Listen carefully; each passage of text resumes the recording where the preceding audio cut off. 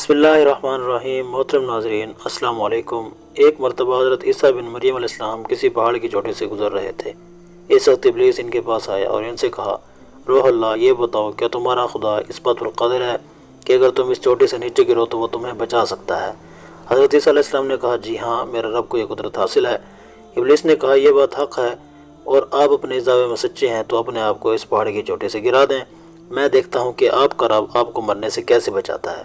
حضرت عیسیٰ علیہ السلام نے محسوس کیا کہ شیطان لعین انہیں ناجائز و سزا میں مبتلا کرنا چاہتا ہے۔ انہوں نے اس سے کہا، لعین، کیا تو چاہتا ہے کہ میں اپنے رب کی آزمائش کروں؟ یہ علیحدہ بات ہے کہ مجھے اس بات کا یقین ہے کہ میرا خدا میری حفاظت کرے گا۔ اللہ کا فرمان برحق ہے اور ہمیں اس میں شک کرنے کی کوئی گنجائش نہیں، لیکن میں خدا کی آزمائش نہیں کرتا۔ کچھ دنوں بعد ابلیس ان کے پاس آیا اور ان سے کہا، عیسیٰ، تم تو اللہ ہو کیونکہ تم مردہ زندہ کرتے ہو اور غیب جانتے ہو اور ان لوگوں کو غیب کی خبریں دیتے ہو۔ حضرت عیسیٰ علیہ السلام نے اس کی بات کاٹتے ہوئے کہا، لعین تو جھوٹ بکتا ہے، میں خدا کا مستجاب الدعوات بندہ ہوں۔ اللہ میری دعائیں قبول کرتا ہے اور اسی کے حکم سے مردے زندہ ہوتے ہیں، اور جہاں تک غیب کی باتوں کا تعلق ہے تو خدا مجھے غیب کی اطلاع دیتا ہے، میں لوگوں کو اس کی خبر دیتا ہوں۔ جب ابلیس نے دیکھا کہ عیسیٰ علیہ السلام اس کے جال میں پھنسنے پر آمادہ نہیں ہیں تو اس نے چیخ ماری اور ان کے سامنے سے بھاگ کھڑا ہوا۔ ابو نصر نشا پور کا ایک سلطان گزرا ہے۔ ایک مرتبہ وہ لاؤ لشکر سمیت اپنے دارالحکومت میں داخل ہو رہا تھا کہ ایک مکان سے قاری صاحب کی آواز آئی اور اس آواز نے ان کو چونکا دیا۔ ابو نصر قرآن سننے کے لیے رک گیا۔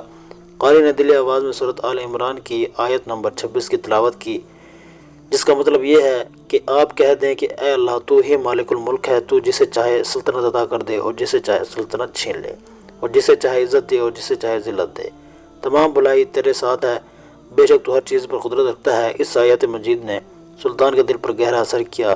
وہ یہ آیت سن کر کانپ اٹھا، گھوڑے سے اترا اور رکوع کیا، پھر سجدہ بجا لایا۔ کچھ عرصہ بعد اس قاری کی وفات ہو گئی۔ اس کے ایک دوست نے خواب میں قاری کو دیکھا، خدا نے اسے جنت میں عظیم مقام عطا کیا ہے۔ اس نے قاری سے پوچھا کہ تجھے یہ مقام کس وجہ سے نصیب ہوا ہے؟ قاری نے جواب دیا، میں تو ایک بدکار اور گنہگار انسان تھا، میرا نعمہ مال میں کوئی خاص نیکیاں نہیں تھیں، مگر اس کے باوجود خدا نے مجھ پر خصوصی کرم کیا اور مجھے یہ مقام عطا کیا، اور خدا نے مجھ سے فرمایا، تو نے دنیا میں ایک سلطان کو ہماری عظمت یاد دلائی تھی، اس کی وجہ سے ہم آج تجھ پر رحم کر رہے ہیں اور تجھے بلند مقام عطا کر رہے ہیں۔ جی ہاں، اللہ تعالیٰ کا فرمان ہے، تم مجھے یاد کرو، میں تمہیں یاد کروں گا۔ پرانے زمانے میں انطاکیہ ایک بہت بڑا شہر تھا۔ یہ شہر ایشیا کوچک میں واقع تھا۔ اس شہر کی لمبائی 12 میل تھی اور اس میں انسانوں کی ایک بھاری تعداد قیام تھی۔ انطاکیہ شہر کے لوگ گمراہ اور ظالم تھے، وہ ستاروں اور بتوں کی پوجا کرتے تھے۔ اللہ نے ان کی رشد و ہدایت کے لیے ان کے پاس 2 نبی بھیجے۔ اہل شہر نے ان کی تقویت کے لیے تیسرے رسول کو وہاں بھیجا گیا۔ چنانچہ تینوں انبیاء نے لوگوں کو خدا کے راستے کی دعوت دی اور شہر کے گوشے گوشے میں انہوں نے تبلیغ دین کی لوگوں کے توحید کی دعوت دی، معاد اور یوم قیامت سے آگاہ کیا اور انہیں عذاب خداوندی سے خبردار کیا۔ اہل شہر بڑے بدبخت تھے، 3 انبیاء کی مشترکہ تبلیغی کوششوں کو ان کا کوئی اثر نہ ہوا اور پورے شہر میں صرف 40 افراد نے ہی دعوت حق کو قبول کیا۔ شہر کے دوسرے لوگوں نے تینوں انبیاء اور ان کے پیروکاروں کو پکڑ کر انہیں سخت اذیتیں دی اور ظلم کی انتہا یہ کی کہ ان مظلوموں کے گردنوں میں سوراخ کر کے اس میں رسیاں ڈالی گئیں اور شہر کے ظالم لوگ رقص بسمل سے لطف اندوز ہوتے رہے۔ اس شہر میں ایک مرد مومن رہتا تھا جس کا نام حبیب تھا۔ وہ ان انبیاء پر ایمان لایا تھا لیکن وہ اپنے ایمان کو مخفی رکھتا تھا۔ وہ شہر میں بڑائی کا کام کرتا تھا، اسے جو مزدوری ملتی وہ اس 2 حصوں میں تقسیم کرتا، ایک حصہ اپنے اہل خانہ کو کھلاتا اور دوسرا حصہ غرباء مساکین میں تقسیم کرتا۔ جب حبیب النجار کو اس ظالم کا پتہ چلا تو انہوں نے اپنی قوم کو تبلیغ کرتے ہوئے کہا، اے میری قوم، ان رسولوں کی پیروی کرو، ان کی اتباع کرو جو تم سے کوئی اجر نہیں مانگتے اور وہ راہ راست پر ہیں، اور میں کیوں نہ اس ذات کی بندگی کروں جس نے مجھے پیدا کیا اور جس کی طرف تم سب کو پڑھ کر جانا ہے۔ کیا میں اس ذات کے علاوہ کسی کو معبود بناؤں؟ جبکہ اگر خدا رحمان مجھے ضرر پہنچائے ارادہ کر لے اور ان کی شفاعت مجھے کوئی فائدہ نہیں دے سکتی اور وہ مجھے چھوڑا نہیں سکتے، تب تو میں سری گمراہی میں مبتلا ہو جاؤں گا۔ میں تمہارے پروردگار پر ایمان لے آیا ہوں، میری بات سن لو، کیا میں اسے چھوڑ کر دوسرے معبود بنا لوں؟ حالانکہ اگر خدا رحمان مجھے کوئی نقصان پہنچانا چاہے تو نہ ان کی شفاعت میرے کسی کام آ سکتی ہے اور نہ وہ مجھے چھڑا سکتے ہیں۔ اگر میں ایسا کروں تو میں وعدہ گمراہی میں مبتلا ہو جاؤں گا۔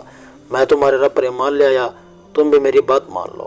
لیکن ظالم لوگوں نے ان کی بات پر کان نہ دھرے اور ان کی نصیحت سن کر خواب غفلت سے بیدار نہ ہوئے، بلکہ ظالم دہندے ایک دم اس پر ٹوٹ پڑے اور بیچارے کو اتنا مارا اس کی آنتیں باہر نکل آئیں، پھر اس کا گلا دبا کر قتل کر ڈالا اور لاش کو ایک کنویں میں ڈال کر اس میں مٹی ڈال دی گئی اور وہ کنواں اس کا مدفن بن گیا۔